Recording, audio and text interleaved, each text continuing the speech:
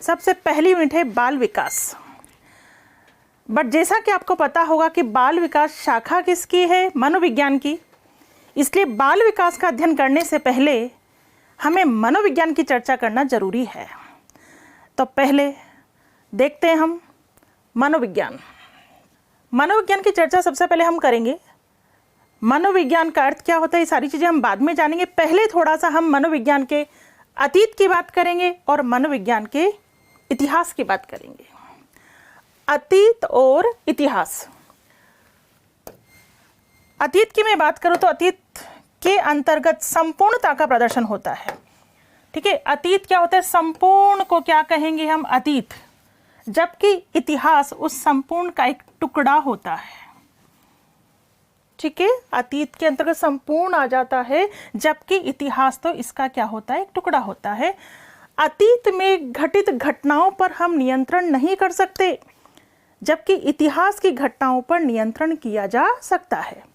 तो देखिएगा, पहले मनोविज्ञान के अतीत की हम बात करें तो अतीत प्रारंभ होता है कब से? 400 ईसा पूर्व से, 400 BC, बिफोर क्राइस्ट। 400 ईसा पूर्व से अतीत प्रारंभ होता है और 400 ईसा पूर्व मनोविज्ञान को दर्शन शास्त्र की एक शाखा माना जाता था। किसकी शाखा? दर्शन शास्त्र की शाखा। और इस शाखा का नाम क्या था? मनादर्शन। और इस मनादर्शन शब्द का प्रयोग किसने किया था? अरस्तु ने। कौन सी पुस्तक के अंतर्गत? De Anima. तो वापस देखिएगा, मनोविज्ञान का अतीत बहुत लंबा है, जबकि इतिहास बहुत छोटा। अतीत की हम बात करते हैं तो 400 ईसा पूर्व मनोविज्ञान को दर्शन शास्त्र की एक शाखा माना जाता था और उस शाखा का नाम क्या था? मनादर्शन। और इस मनादर्शन शब्द का प्रयोग अरस्तु ने कौन सी पुस्तक के अंतर्गत? De Anima. अरस्तु की पुस्तक का नाम क्या है? डी एनिमा के अंतर्गत किया। अतीत में केवल इतनी चर्चा आपको ध्यान रखनी है, क्योंकि पढ़ने के लिए पता नहीं कितनी बातें होती हैं, लेकिन मनोविज्ञान पढ़ रहे हैं, मनोवैज्ञानिक तरीके से पढ़ाऊंगी, वो बातें बताऊंगी जहां से डेफिनेटली प्रश्न बनते हैं। बेकार की चर्चा हम नहीं करेंगे। अब देखिए, इतिहास की हम बात करते हैं। तो जैसा कि आपने जाना कि अतीत तो 400 ईसा पूर्व से प्रारंभ होता है, जबकि इतिहास 16वीं शताब्दी से प्रारंभ हो जाता है। कौन सी शताब्दी? 16वीं शताब्दी से। तो 16वीं शताब्दी यानी 1590 में किसने? रुडोल्फ गॉकेल ने कौन से शब्द का प्रयोग किया? साइकोलॉजी। साइकोलॉजी, जिसे हिंदी में कहते हैं मनोविज्ञान। साइकोलॉजी शब्द का प्रयोग कौन सी पुस्तक के अंतर्गत? साइकोलॉजिया। याद रखना, रुडोल्फ गॉकेल की पुस्तक का नाम क्या है? साइकोलॉजिया। इसी पुस्तक के अंतर्गत उन्होंने साइकोलॉजी शब्द का प्रयोग किया। इतिहास में आपको इतना ध्यान रखना है। तो बिल्कुल मनोविज्ञान का अतीत बहुत लंबा है और इतिहास बहुत छोटा। ऐसा ही कहना है किसका? एबिंगहास। ऐसा किसने कहा है? एबिंगहास।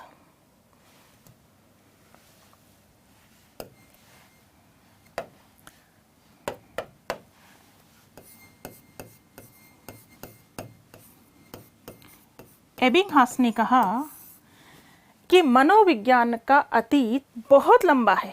जान चुके हैं आप, 400 ईसा पूर्व मनोविज्ञान का अतीत बहुत लंबा है और इतिहास बहुत छोटा। तो अतीत प्रारंभ हो जाता है कब से? 400 ईसा पूर्व से, जबकि इतिहास तो 16वीं शताब्दी से। तो बिल्कुल एबिंगहास ने कहा कि मनोविज्ञान का अतीत बहुत लंबा है और इतिहास बहुत छोटा। यहाँ तक की बात क्लियर? ठीक। अब ये जो विषय है कौन सा? मनोविज्ञान, जो शताब्दी पूर्व किसकी शाखा माना जाता था? किसकी शाखा? दर्शन शास्त्र की शाखा। दर्शन शास्त्र की शाखा माना जाता था क्या? मनोविज्ञान। तो मनोवैज्ञानिकों ने सोचा कि मनोविज्ञान इतना अच्छा विषय है और हम इसे केवल एक शाखा के रूप में पढ़ते हैं, मात्र एक ब्रांच, तो क्यों ना हम इसे एक अलग विषय बनाए, एक इंडिविजुअल सब्जेक्ट बनाए। तो बिल्कुल मनोवैज्ञानिकों ने मनोविज्ञान को एक स्वतंत्र विषय बनाने का प्रयास करना शुरू कर दिया और स्वतंत्र विषय बनाने के लिए इसे परिभाषित करना शुरू किया।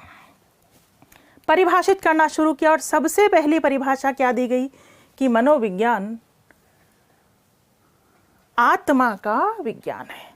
सबसे पहली परिभाषा दी गई कि मनोविज्ञान आत्मा का विज्ञान है, और ये परिभाषा इसके शाब्दिक अर्थ के आधार पर दी गई। कैसे? देखिए इधर, मनोविज्ञान, और मनोविज्ञान को अंग्रेजी में क्या कहते हैं? मनोविज्ञान को इंग्लिश में कहते हैं साइकोलॉजी। ठीक है, साइकोलॉजी शब्द की उत्पत्ति दो शब्दों से मिलकर हुई है। Psyche, not psycho, psyche plus logos, psyche plus logos. तो साइकोलॉजी शब्द की उत्पत्ति पूछ लिया जाए, साइकोलॉजी कौन सी भाषा का शब्द है? तो साइकोलॉजी अंग्रेजी भाषा का शब्द है। दूसरा प्रश्न आ जाए, साइकोलॉजी शब्द की उत्पत्ति कौन सी भाषा से हुई? तो उत्पत्ति में बहुत कन्फ्यूज़न है, बुक्स में आप देखेंगे तो कन्फ्यूज़न क्रिएट होगा, इसलिए आप यहाँ समझ लीजिए। साइकोलॉजी शब्द की उत्पत्ति, एक लैंग्वेज है ग्रीक, जिसे हम यूनानी भी कहते हैं। ठीक है, ग्रीस में बोली जाने वाली भाषा कौन सी है? ग्रीक। यूनान में बोली जाने वाली भाषा यूनानी। ग्रीक को ही हम क्या बोलते हैं? यूनानी। ठीक है, ये जो भाषा है ये यूरोप की मूल भाषा मानी जाती है। कौन सी? ग्रीक या फिर यूनानी। एक भाषा है लैटिन,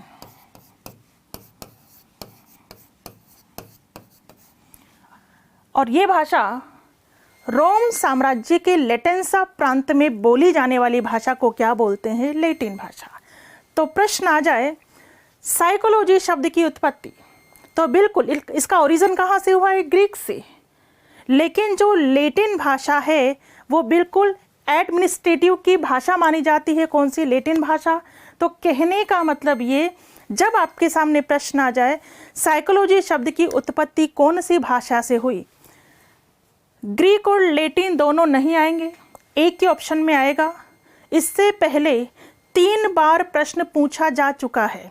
3 बार प्रश्न पूछा जा चुका है कि साइकोलॉजी शब्द की उत्पत्ति कौन सी भाषा से हुई। इन दोनों में से एक ही भाषा आई थी, वो क्या आई थी? लैटिन। कौन सी भाषा? लैटिन। लेकिन अब आप कहोगे कि मैडम दोनों आ गए तो ठीक है, अगर दोनों आ जाते हैं तो सबसे पहले तो आप कौन सी भाषा पर जाओगे? फिर ग्रीक पर जाओगे। दोनों ऑप्शन में है और दोनों में से एक को चुनना है, तो किसे चुनोगे? ग्रीक या फिर यूनानी। ठीक है, ग्रीक भाषा नहीं है तो फिर आप किसको चुनोगे? लैटिन भाषा को। बात क्लियर हो गई? कुछ ज़्यादा नहीं सोचना है, इतना ध्यान रखना है। एक भाषा आएगी, अभी तक ग्रीक नहीं आया था ऑप्शन में, 3 बार प्रश्न बना है और ऑप्शन में केवल कौन सी भाषा आई थी? लैटिन। तो लैटिन पे टिक लगा देना। लेकिन यदि बाय द वे दोनों भाषा आ जाए, पहले ऑप्शन में तो हो ग्रीक या यूनानी, दूसरे ऑप्शन में हो लैटिन, दोनों में से एक को चुनना है, तो पहले किसको चुनोगे? ग्रीक को। ठीक है, बात क्लियर? तो अब इधर आइए, साइकी प्लस लोगस 2 शब्दों से मिलकर हुई, और साइकी का अर्थ होता है आत्मा का, आत्मा का, और लोगस का अर्थ होता है अध्ययन करना, अध्ययन करना, या कह दो विज्ञान, या कह दो विज्ञान। तो वापस देख लीजिए, मनोविज्ञान को इंग्लिश में क्या बोलते हैं? साइकोलॉजी। साइकोलॉजी शब्द की उत्पत्ति 2 शब्दों से मिलकर हुई है, साइकी प्लस लोगस। साइकी का अर्थ होता है आत्मा का, लोगस का अर्थ होता है अध्ययन करना, या कह दो विज्ञान। इसी शाब्दिक अर्थ के आधार पर सबसे पहली परिभाषा दी गई कि मनोविज्ञान किसका विज्ञान है? आत्मा का विज्ञान है। सबसे पहली परिभाषा दी गई कि मनोविज्ञान आत्मा का विज्ञान है। प्लेटो, अरस्तु, डिकार्टे आदि के द्वारा क्या माना गया मनोविज्ञान को? आत्मा का विज्ञान। ठीक है, तो सबसे पहले मनोविज्ञान को आत्मा का विज्ञान नामक परिभाषा दी गई। अब परिभाषा तो दे दी, लेकिन परिभाषा को एक्सप्लेन भी करना होता है। तो आत्मा क्या होती है, आत्मा का रंग रूप कैसा होता है, आत्मा का स्वरूप कैसा होता है, आत्मा का आकार कैसा होता है, ये बात बताने में मनोवैज्ञानिक असमर्थ रहे। परिणाम स्वरूप 16वीं शताब्दी के अंत में ये परिभाषा क्या हो गई, अमान्य।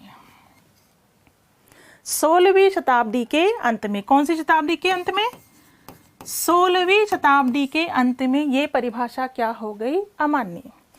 जब ये परिभाषा अमान्य हो गई तो 17वीं शताब्दी में माना गया कि मनोविज्ञान मन या मस्तिष्क का विज्ञान है, कि मनोविज्ञान मन या मस्तिष्क का विज्ञान है। ठीक है, और ये परिभाषा 17 से 18वीं शताब्दी तक यही परिभाषा चली। मन या मस्तिष्क का विज्ञान मानने वाले प्रमुख मनोवैज्ञानिक थे इटली के मनोवैज्ञानिक पोम्पनोजी।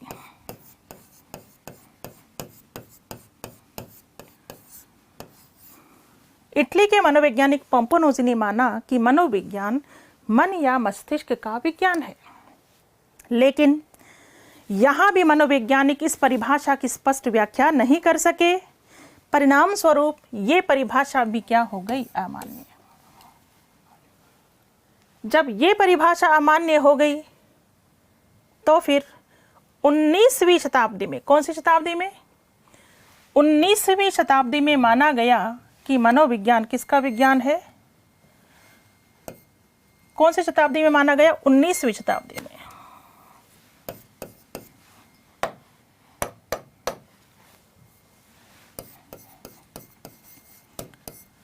उन्नीसवीं शताब्दी में माना गया कि मनोविज्ञान चेतना का विज्ञान है। किसने माना, William won't,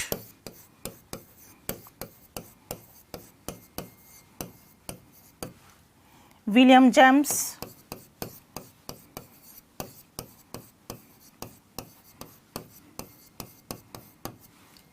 wives, James Sully. William Wundt, William James, Vives, James Sully आदि के द्वारा माना गया कि मनोविज्ञान चेतना का विज्ञान है। ये परिभाषा मान्य हुई या अमान्य? ये परिभाषा भी अमान्य हुई।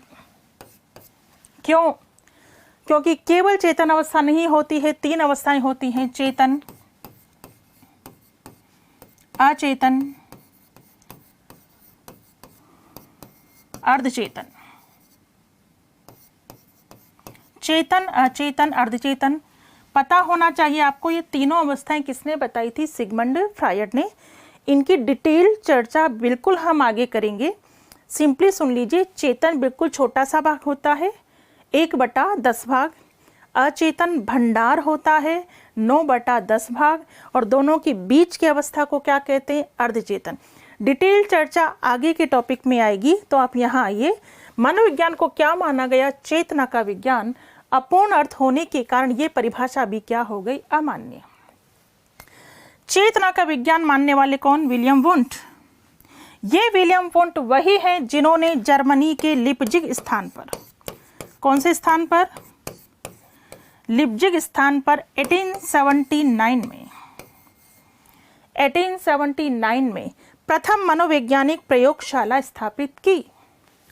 इसीलिए विलियम वुंट को प्रयोगात्मक मनोविज्ञान का जनक माना जाता है। तो प्रयोगात्मक मनोविज्ञान के जनक कौन है? William Wundt. विलियम वुंट ने जर्मनी के लिप्जिग स्थान पर कब? 1879 में प्रथम मनोवैज्ञानिक प्रयोगशाला स्थापित की। इसीलिए विलियम वुंट को प्रयोगात्मक मनोविज्ञान का जनक माना जाता है। यहां तक की बात क्लियर? आगे ध्यान देना, इसी समय से, कब से? 1879, इसी समय से मनोविज्ञान दर्शन शास्त्र की शाखा के रूप से अलग होकर एक स्वतंत्र विषय के रूप में सामने आया। कब आया? 1879। शताब्दी कौन सी हो गई? 19वीं। शताब्दी कौन सी होगी? 19वीं। तो ध्यान रखना, 19वीं शताब्दी में सन कौन सा? 1879 में मनोविज्ञान दर्शन शास्त्र की शाखा के रूप से अलग होकर एक स्वतंत्र विषय के रूप में सामने आया। क्लियर? अब देखिए, वर्तमान समय में लिप्जिग विश्वविद्यालय का नाम क्या है? कार्ल मार्क्स, ये ध्यान रखिएगा। वर्तमान समय में ये कार्ल मार्क्स विश्वविद्यालय के नाम से जाना जाता है। कौन सा विश्वविद्यालय? Karl Marx. ठीक है, तो वर्तमान समय में लिप्जिग विश्वविद्यालय का नाम क्या है? कार्ल मार्क्स विश्वविद्यालय। इतनी बात क्लियर हो गई। आगे बढ़ते हैं। एक थे विलियम मैकडूगल। विलियम मैकडूगल,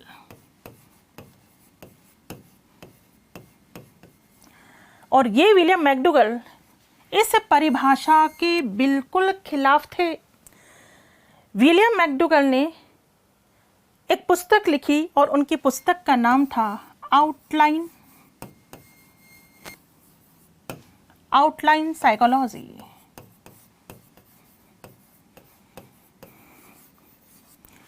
इस आउटलाइन साइकोलॉजी पुस्तक के प्रश्न नंबर 16 पर विलियम मैकडूगल ने स्पष्ट लिखा कि चेतना एक बहुत बुरा शब्द है और ये दुर्भाग्य की बात है कि मनोविज्ञान में शब्द का प्रयोग किया जा रहा है। कहने का मतलब आपको केवल इतना ध्यान रखना है, यहाँ आपसे पूछ लिया जाए कि चेतना शब्द की कड़ी निंदा किसने की, तो आप जवाब दीजिएगा विलियम मैकडूगल।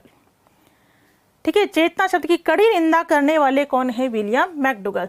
तो वापस इधर आ जाइए। 19वीं शताब्दी में मनोविज्ञान को क्या माना गया? चेतना का विज्ञान। अपूर्ण अर्थ होने के कारण ये परिभाषा भी क्या हो गई? अमान्य। ठीक है, जब ये परिभाषा अमान्य हो गई तो 20वीं शताब्दी में मनोविज्ञान को क्या माना? व्यवहार का विज्ञान। 20वीं शताब्दी में मनोविज्ञान को क्या माना? व्यवहार का विज्ञान। व्यवहार का विज्ञान कौन सी शताब्दी में?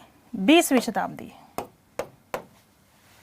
20वीं शताब्दी में मनोविज्ञान को व्यवहार का विज्ञान माना गया और आज तक यही परिभाषा प्रचलित है। क्यों?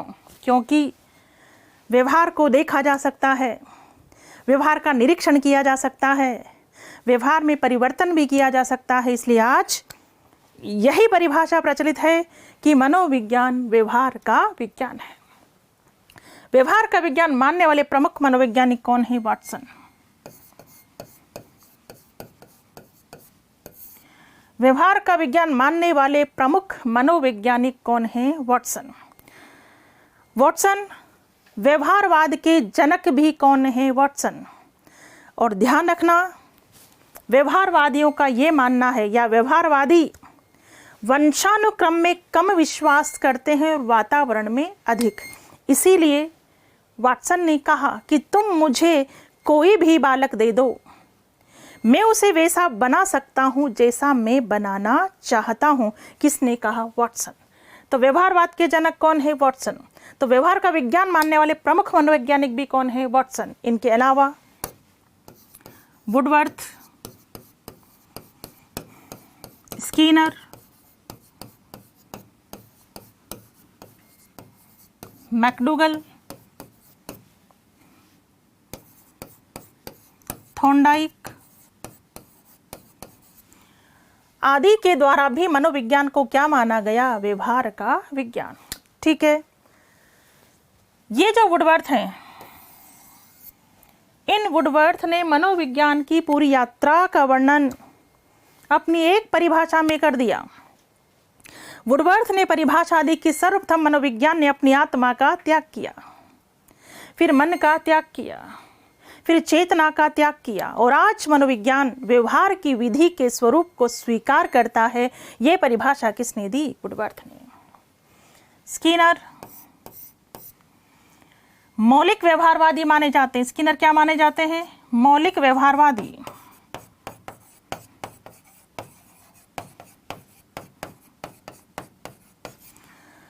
मौलिक शब्द से क्या तात्पर्य है? मौलिक का मतलब होता है नवीन और उपयोगी। यस, स्किनर ने शिक्षा के क्षेत्र में अभिक्रमित अनुदेशन जैसी शिक्षण मशीन का प्रयोग कर नवीन और उपयोगी योगदान दिया। इसलिए मौलिक व्यवहारवादी कौन है? स्किनर। मैकडूगल मूल प्रवृत्ति के जनक। आगे आएगा ये टॉपिक। डिटेल में पढ़ेंगे हम मूल प्रवृत्ति।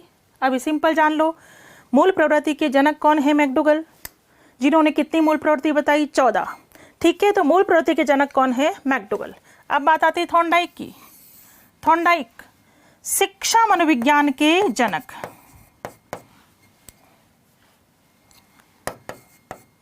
शिक्षा मनोविज्ञान के जनक कौन है? थॉर्नडाइक। एजुकेशनल साइकोलॉजी पुस्तक के रचयिता भी कौन है? थॉर्नडाइक। तो सिंपल चर्चा ध्यान रखनी है भी आपको। व्यवहार का विज्ञान मानने वाले प्रमुख मनोवैज्ञानिक कौन है? वॉटसन। व्यवहारवाद के जनक कौन है? वॉटसन। मनोविज्ञान की पूरी यात्रा का वर्णन अपनी एक परिभाषा में किसने किया? वुडवर्थ ने। मौलिक व्यवहारवादी कौन है? स्किनर। मूल प्रवृत्ति के जनक कौन है? मैकडूगल। शिक्षा मनोविज्ञान के जनक कौन है? थॉर्नडाइक। ठीक है, तो आज मनोविज्ञान को क्या माना जाता है? व्यवहार का विज्ञान। यहां तक की बात क्लियर। अब वाटसन ने क्या परिभाषा दी देखिएगा इधर। वाटसन की जो परिभाषा है पता है आपको? देखिए वाटसन को इधर। J.B. Watson, John B Watson इनका पूरा नाम है। वाटसन अमेरिकी मनोवैज्ञानिक हैं और इनका जन्म जनवरी 9, 1878 में हुआ और इनकी मृत्यु सितंबर 25, 1958 यानी कि 80 साल तक ये जीवित रहे। कौन? वाटसन। व्यवहारवादी संप्रदाय के जनक माने जाते हैं और व्यवहारवाद के जनक भी कौन है? वाटसन। संप्रदाय इन्होंने कौन सा दिया था? व्यवहारवादी संप्रदाय दिया था। किसने? वाटसन ने। इनकी दो काफी फेमस पुस्तकें हैं। कौन कौन सी हैं देखिएगा। पहली पुस्तक का नाम है psychology from the stand point of behaviourist. पहली पुस्तक है psychology from the stand point of behaviourist. और क्या बता सकते हैं ये पुस्तक लिखी कब गई थी? Psychology from the stand point behaviourist ये पुस्तक लिखी गई थी 1919 में, 1919 में। दूसरी पुस्तक का नाम है बिहेवियरिज्म और ये पुस्तक कब लिखी गई थी? 1924 में, 1924, 1924 में। तो ध्यान रखना, पहली पुस्तक का नाम है psychology from the stand point of behaviourist यानी व्यवहारवादियों के दृष्टिकोण से मनोविज्ञान, और दूसरी पुस्तक का नाम है बिहेवियरिज्म यानी व्यवहारवाद। तो पहली पुस्तक तो कब लिखी गई थी? 1919 में, और बिहेवियरिज्म पुस्तक कब लिखी गई थी? 1924 में। इनकी फेमस परिभाषा है, तुम मुझे कोई भी बालक दे दो, मैं उसे वैसा बना सकता हूं जैसा मैं बनाना चाहता हूं। किसने कहा? वाटसन ने। क्लियर। इसके अलावा एक फेमस परिभाषा किसकी है? वुडवर्थ की। वुडवर्थ को देखिएगा। रॉबर्ट एस वुडवर्थ अमेरिकी मनोवैज्ञानिक थे। इनका जन्म 17 अक्टूबर 1869 में हुआ और उनकी मृत्यु 4 जुलाई 1962 में हुई। ठीक है, इनकी जो फेमस परिभाषा है वो क्या है देखिएगा। इनकी परिभाषा है, इन्होंने परिभाषा जो दी है, मनोविज्ञान की पूरी यात्रा का वर्णन इन्होंने किया है एक परिभाषा के अंतर्गत, और इनकी परिभाषा है, मनोविज्ञान ने सर्वप्रथम अपनी आत्मा का त्याग किया, फिर मन का त्याग किया, फिर चेतना का त्याग किया, और वर्तमान में मनोविज्ञान व्यवहार की विधि के स्वरूप को स्वीकार करता है। ये परिभाषा किसने दी है? वुडवर्थ ने। तो यहाँ तक की बात आपको समझ में आ गई होगी। ठीक है, आज हमने केवल अभी ये जाना है कि मनोविज्ञान को वर्तमान समय में क्या कहा जाता है? व्यवहार का विज्ञान। यहाँ तक की बात क्लियर है। एक बार मौखिक रूप से आप मेरे प्रश्नों का जवाब देंगे वहीं पर बैठे बैठे, जहाँ भी आप बैठे हैं। यस, बताइए, मनोविज्ञान का अतीत लंबा है या इतिहास? अतीत। मनोविज्ञान का अतीत बहुत लंबा है, 400 ईसा पूर्व, जबकि इतिहास बहुत छोटा। इतिहास कब से शुरू होता है? 16वीं शताब्दी से।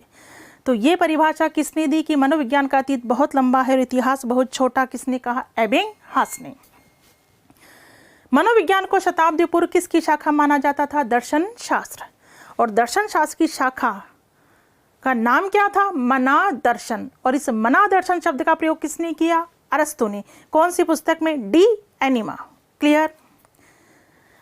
जबकि मनोविज्ञान शब्द का प्रयोग रुडोल्फ गॉकेल ने 1590 में अपनी पुस्तक साइकोलॉजिया के अंतर्गत किया। किस शब्द का प्रयोग? साइकोलॉजी, मनोविज्ञान। तो फिर मनोविज्ञान को एक स्वतंत्र विषय बनाने के लिए इसे परिभाषित करना शुरू किया। सबसे पहली परिभाषा क्या दी गई कि मनोविज्ञान आत्मा का विज्ञान है। ठीक है। 17वीं शताब्दी में माना गया कि मनोविज्ञान मन या मस्तिष्क का विज्ञान है। 19वीं शताब्दी में माना गया कि मनोविज्ञान चेतना का विज्ञान है। चेतना का विज्ञान विलियम वोंट, ये विलियम वोंट वही हैं जिन्होंने जर्मनी के लिप्जिग स्थान पर 1879 में प्रथम मनोवैज्ञानिक प्रयोगशाला स्थापित की। इसीलिए विलियम वोंट को प्रयोगात्मक मनोविज्ञान का जनक माना जाता है। यहां तक की बात क्लियर है? तो 1879 इसी समय से मनोविज्ञान दर्शन शास्त्र की शाखा के रूप से अलग होकर एक स्वतंत्र विषय के रूप में सामने आया। ठीक है। बताइए, चेतना शब्द की कड़ी निंदा किसने की है? William McDougall. और विलियम मैकडूगल की प्रसिद्ध पुस्तक का नाम क्या है? Outline psychology. आज मनोविज्ञान को क्या माना जाता है? व्यवहार का विज्ञान। या पूछ लिया जाए 20वीं शताब्दी में मनोविज्ञान को क्या माना जाता है? व्यवहार का विज्ञान। व्यवहार का विज्ञान मानने वाले प्रमुख मनोवैज्ञानिक कौन है? वाटसन। व्यवहारवाद के जनक कौन है? वाटसन। तुम मुझे कोई भी बालक दे दो, मैं उसे वैसा बना सकता हूं जैसा मैं बनाना चाहता हूं। किसने कहा? वाटसन ने। मनोविज्ञान की पूरी यात्रा का वर्णन अपनी एक परिभाषा में किसने किया? वुडवर्थ ने। मौलिक व्यवहारवादी कौन है? स्किनर। शिक्षा मनोविज्ञान के जनक कौन है? थॉर्नडाइक। और मूल प्रवृत्ति के जनक? William McDougall. ठीक। तो आज मनोविज्ञान को क्या माना जाता है? व्यवहार का विज्ञान। यहां तक की चर्चा क्लियर है? यहां तक की चर्चा यदि आपको समझ में आ गई है तो हम यहां तक की चर्चा के क्वेश्चंस को सॉल्व करेंगे। ठीक है। अब आते हैं क्वेश्चंस की ओर। क्वेश्चन नंबर 1 देखिए, ईसा की 16वीं सदी में मनोविज्ञान को क्या माना जाता था? कौन सी सदी में? 16वीं सदी में। तो पढ़ चुके हैं आप। 16वीं सदी में क्या माना गया? आत्मा का विज्ञान। क्योंकि 17वीं में तो क्या माना गया था? मन का विज्ञान, मन को ही मस्तिष्क कहा गया था। और व्यवहार का विज्ञान 20वीं शताब्दी में। तो 16वीं शताब्दी में मनोविज्ञान को क्या माना? आत्मा का विज्ञान। नेक्स्ट क्वेश्चन, मनोविज्ञान व्यवहार का शुद्ध विज्ञान है और ये परिभाषा किसने दी थी? याद रखना, ये परिभाषा दी थी वाटसन ने कि मनोविज्ञान व्यवहार का शुद्ध विज्ञान है। Question number 3, psychology from the stand point of behaviourist किसकी रचना है? बताइए, किसकी रचना है? बता चुकी हूं मैं, वाटसन की। और ये पुस्तक कब लिखी थी? 1919 में। ठीक है। मनोविज्ञान की सहायता से अध्यापक को ज्ञान होता है। बुद्धि के स्वरूप का? बिल्कुल सही। पठन पाठन के उपयोग का? ये भी सही है। पिछड़े बालकों की समस्याओं का? बिल्कुल सही। यानी उपरोक्त सभी। क्योंकि मनोविज्ञान का क्षेत्र बहुत विस्तृत है। मनोविज्ञान बुद्धि के स्वरूप का भी मापन करता है, पठन पाठन के उपयोग का, पिछड़े बालकों की समस्याओं का, तो उपरोक्त सभी। क्वेश्चन नंबर 5 देखिएगा। क्वेश्चन नंबर 5 है, प्रथम मनोवैज्ञानिक प्रयोगशाला स्थापित की गई। प्रथम मनोवैज्ञानिक प्रयोगशाला कहाँ स्थापित की गई थी? किसके द्वारा स्थापित की गई थी? विलियम वुंट के द्वारा। तो नेक्स्ट क्वेश्चन ये, प्रथम मनोवैज्ञानिक प्रयोगशाला की स्थापना कब और कहाँ हुई? तो 1879 में जर्मनी के लिप्जिग स्थान पर। ये बात क्लियर है? आगे बढ़ते हैं नेक्स्ट क्वेश्चन की ओर। क्वेश्चन नंबर 7, प्रयोगात्मक मनोविज्ञान के जनक कौन है? प्रयोगात्मक मनोविज्ञान के जनक विलियम वोंट। क्यों? पता है आपको, विलियम वोंट ने, अभी हमने देखा, विलियम वोंट ने 1879 में जर्मनी के लिप्जिग स्थान पर प्रथम मनोवैज्ञानिक प्रयोगशाला स्थापित की थी। इसलिए प्रयोगात्मक मनोविज्ञान के जनक कौन है? William Wundt. विकासात्मक मनोविज्ञान के प्रवर्तक कौन है? जीन पियाजे। ध्यान रखिएगा, विकासात्मक मनोविज्ञान, जिसके अंतर्गत शुरू से अंत तक होने वाले विकास का अध्ययन किया जाता है। तो विकासात्मक मनोविज्ञान के प्रवर्तक हैं कौन? जीन पियाजे। क्वेश्चन नंबर 9 देखेंगे। शताब्दियों पूर्व मनोविज्ञान को किसकी शाखा माना जाता था? शताब्दियों पूर्व मनोविज्ञान को किसकी शाखा माना जाता था? किसकी शाखा? दर्शन शास्त्र। क्लियर है, पढ़ चुके हैं आप। मनोविज्ञान को स्वतंत्र विषय बनाने के लिए सबसे पहली परिभाषा क्या दी गई थी? कि मनोविज्ञान आत्मा का विज्ञान है। ठीक है, साइकोलॉजी शब्द का शाब्दिक अर्थ पूछा जाए तो आत्मा का विज्ञान, साइकी प्लस लोगस। साइकी का अर्थ क्या है? आत्मा का। लोगस का अर्थ होता है अध्ययन करना या विज्ञान। तो पहली परिभाषा क्या दी गई थी? आत्मा का विज्ञान। ठीक है, क्वेश्चन नंबर 11। इटली के मनोवैज्ञानिक पोम्पोनोजी ने मनोविज्ञान को क्या माना? मन या मस्तिष्क का विज्ञान। ठीक है, और ये परिभाषा 17 से 18वीं शताब्दी तक चली थी। कौन सी? मन या मस्तिष्क का विज्ञान। क्योंकि चेतना का विज्ञान कब माना था? 19वीं शताब्दी में। आत्मा का विज्ञान 16वीं शताब्दी और व्यवहार का विज्ञान 20वीं शताब्दी। तो इटली के मनोवैज्ञानिक पोम्पोनोजी ने मनोविज्ञान को क्या माना था? मन या मस्तिष्क का विज्ञान। कौन सी शताब्दी? 17 से 18वीं शताब्दी। चेतना का विज्ञान मानने वाले मनोवैज्ञानिक हैं। चेतना का विज्ञान, विलियम वोंट बिल्कुल सही है, विलियम जेम्स बिल्कुल सही है, जेम्स सली बिल्कुल सही। तो आंसर आएगा उपरोक्त सभी। ठीक है, नेक्स्ट क्वेश्चन की ओर हम चलेंगे। Question number 13। 20वीं शताब्दी में मनोविज्ञान को क्या माना गया? कौन सी शताब्दी में? 20वीं शताब्दी में मनोविज्ञान को क्या माना? व्यवहार का विज्ञान। ठीक है, क्योंकि आत्मा का विज्ञान 16वीं शताब्दी, मन या मस्तिष्क 17वीं, चेतना का विज्ञान 19वीं शताब्दी, 20वीं शताब्दी में व्यवहार का विज्ञान। व्यवहार का विज्ञान मानने वाले प्रमुख मनोवैज्ञानिक कौन है? वॉटसन। नेक्स्ट क्वेश्चन है क्वेश्चन नंबर 15। साइकोलॉजी शब्द की उत्पत्ति हुई। बताइए, साइकोलॉजी शब्द की उत्पत्ति कौन सी भाषा से हुई? जैसा कि मैंने आपसे कहा था कि ग्रीक और लैटिन में से एक ही आएगा। ये देखिए, क्वेश्चन पूछा जा चुका है 3 बार। तो साइकोलॉजी शब्द की उत्पत्ति कौन सी भाषा से? लैटिन भाषा। वर्तमान में मनोविज्ञान है, तो वर्तमान में मनोविज्ञान क्या है? व्यवहार का विज्ञान। ठीक है, साइकोलॉजिया पुस्तक के रचयिता कौन है? साइकोलॉजिया पुस्तक के रचयिता रुडोल्फ गॉकेल। ठीक है, साइकोलॉजिया पुस्तक के अंतर्गत ही साइकोलॉजी शब्द का प्रयोग किया था 1590 में। किसने? रुडोल्फ गॉकेल ने। बिहेवियरिज्म पुस्तक के रचयिता कौन है? वॉटसन। और बिहेवियरिज्म पुस्तक कब लिखी गई? 1924 में। ठीक है, नेक्स्ट क्वेश्चन है क्वेश्चन नंबर 19। मनोविज्ञान के अंतर्गत, किसके अंतर्गत? मनोविज्ञान के अंतर्गत किस किस का अध्ययन होता है? जैसा कि मैंने कहा था कि मनोविज्ञान का क्षेत्र बहुत विस्तृत है।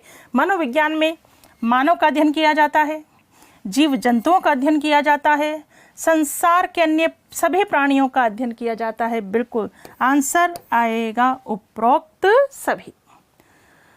तुम मुझे कोई भी बालक दो और मैं उसे कुछ भी बना सकता हूँ, ये किसका दावा था? वाटसन का। तो बिल्कुल इस परिभाषा को और समझ लीजिए कि तुम मुझे कोई भी बालक दो। कोई भी बालक दो से तात्पर्य क्या था वाटसन का? वाटसन का ये तात्पर्य था कि तुम मुझे कुम्हार का बच्चा दे दो। जरूरी नहीं कुम्हार का बच्चा कुम्हार ही बने, तुम मुझे ला कर दो कुम्हार का बच्चा। मैं उसे ऐसा माहौल दूंगा, ऐसा वातावरण दूंगा कि मैं चाहूँ उसे डॉक्टर बना सकता हूँ, मैं चाहूँ उसे इंजीनियर बना सकता हूँ। ऐसा कहना था किसका?